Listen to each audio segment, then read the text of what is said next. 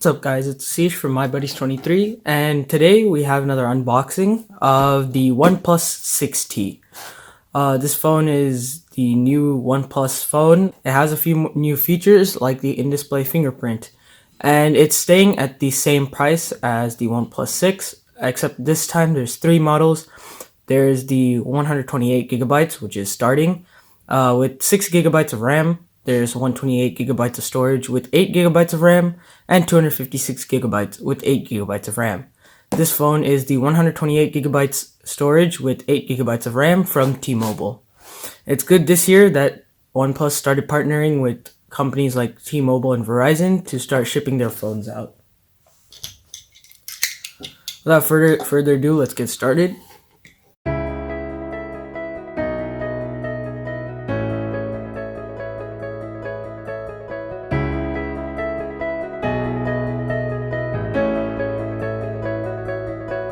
This is the phone, the OnePlus 6T. On the back, it says the specifications of the phone, which are it's 4G LTE capable. It has a Qualcomm Snapdragon 845, which is the same as the Samsung Galaxy Note 9.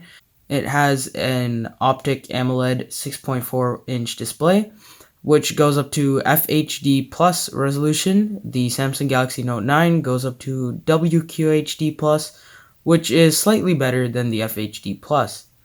It has a dual camera setup, 16 and 20 megapixel camera sensors. It has a slightly larger battery, a 3700 mAh battery, compared to the OnePlus 6, which has a 3300 mAh battery. This phone is the 128GB version with 8GB of RAM. This phone is running on Oxygen OS, which is based off Android P, Android Pie. Let's get into the box. So on these, there's two pieces of tape. Which can be cut open.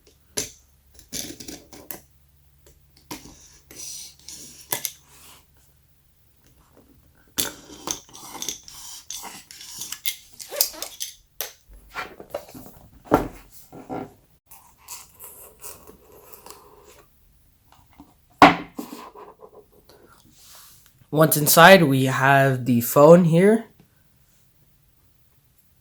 which we will set off to the side right here.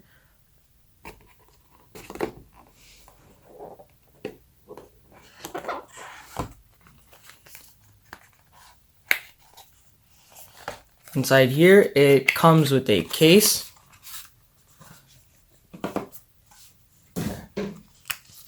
It's nice that they give a case with the phone, so you don't have to go out and buy another one. This one is buy OnePlus, so it's nice that they add that in here.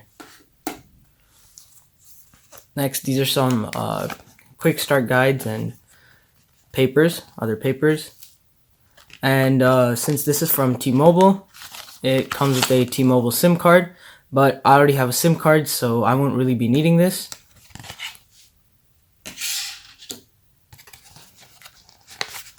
And then it has some more books and manuals, and it has a SIM card too. Put that back.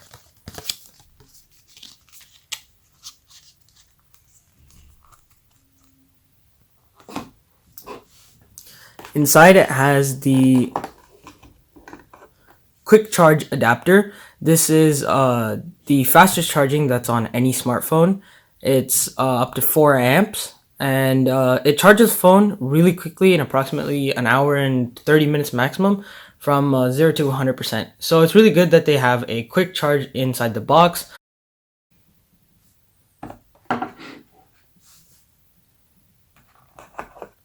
And it also has a fancy red cable, which is really good quality cable, and USB Type-C to USB-A.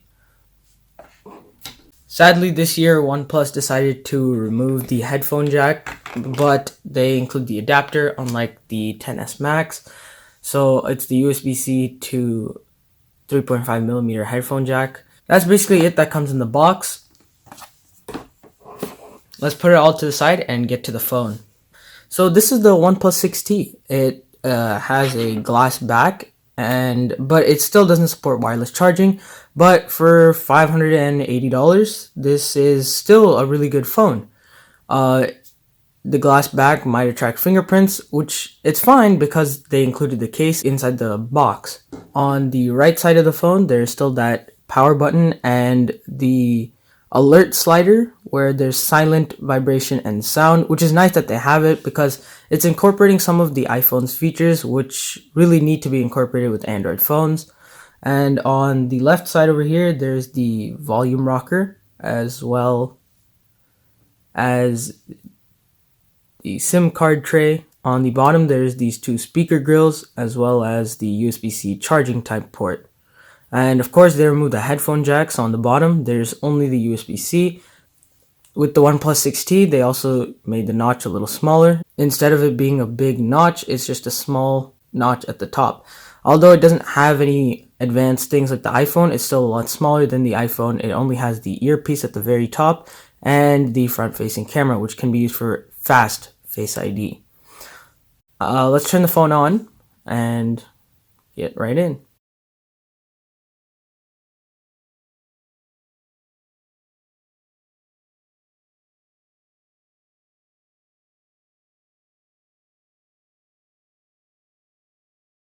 I'll set the phone up and I'll be right back. I've just finished setting up this phone and it was pretty swift process, just like most Android phones are. And I gotta say that inbuilt in-display fingerprint is pretty fast. Of course, it's not as fast as a dedicated fingerprint slot like how it is on the Note 9 and some of the other phones, and also like the OnePlus 6, but it's getting there. It's the first generation technology, and I'm impressed so far just using it. If you don't want to use fingerprint, you can use Face ID, which is extremely fast.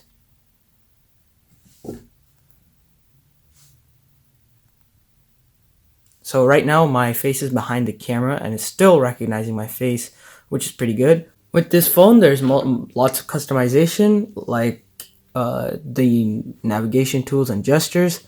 For example, you can use it like iPhone style where you swipe up to go to the home screen and swipe up and pause to go to your recent apps. And then swipe up from the left or right to go back. But the same thing, you can have the buttons, the dedicated buttons, so that when you can click them to go home and to go to your recent apps. And if some people are really bothered by the notch, like if you're coming from a Samsung phone where there is no notch, you can choose to hide the notch, in which case you can go to the notch display right there and you can choose to hide the notch, which in that case it'll make the entire area black. Oxygen OS is almost close to stock Android, so there's a lot less bloatware and it's easier to navigate. As said on stage, even though this is a sort of budget phone, not really meant for the people that are willing to spend so much money, it still has better gaming performance than the Samsung Galaxy Note 9. This was said on stage during their release event. It's nice how they allow you to have your own customization on this phone. That's basically it for this video. If you like the video, leave a like down below, comment, and subscribe. Thanks for watching. Peace.